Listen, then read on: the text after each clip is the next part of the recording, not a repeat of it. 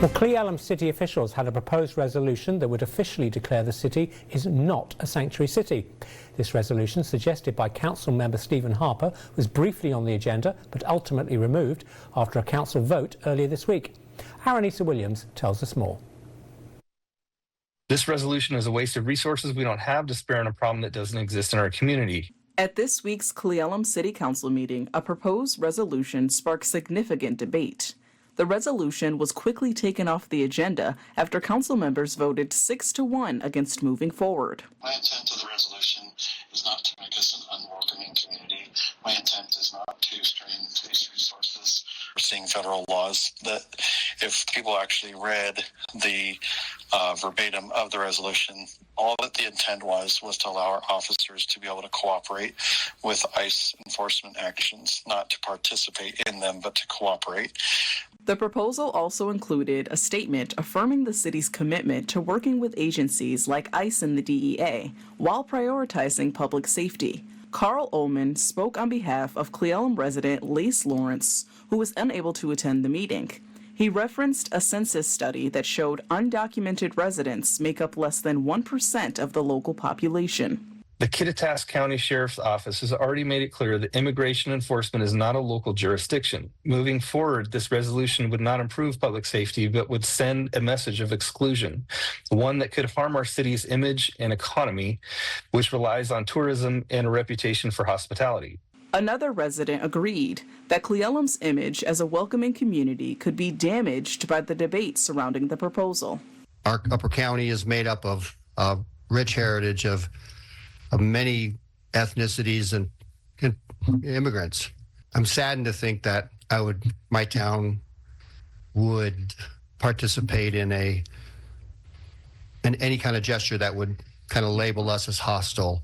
With the resolution removed, Cle Elum will stay neutral, neither declaring itself a sanctuary city nor opposing federal immigration cooperation.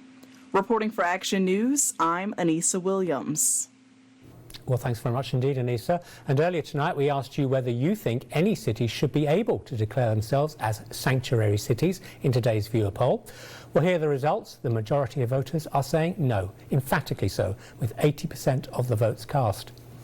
And thank you to everyone who voted in our poll and for all of your comments. Strong feelings were certainly expressed. William Gerberson wrote that it kind of goes against being united as a country. If this was a virus, how many will be affected and who is liable for the damages? And then he went on to write, it's a liberal hoax to invite a socialist mentality to destroy us from within. We all end up suffering for bleeding hearts, burdened for their guilt of oppressing the poor to feel powerful. Robert Sletton was also strong in his opposition to sanctuary cities, writing, hard no. Undocumented immigrants are not allowed to legally work in this country. Any person or company caught hiring illegal immigrants is subject to $3,000 fines and up to 6 months in jail, adding, go Doge. Carrie Anderson wrote that there should be no sanctuary cities or states, and Michelle Ferguson replied, writing, exactly, they only bring drugs and crime. Frank Chrisman pointed out that there's no such thing as a sanctuary city. If you're inside the US border, you're available to be arrested. End of subject.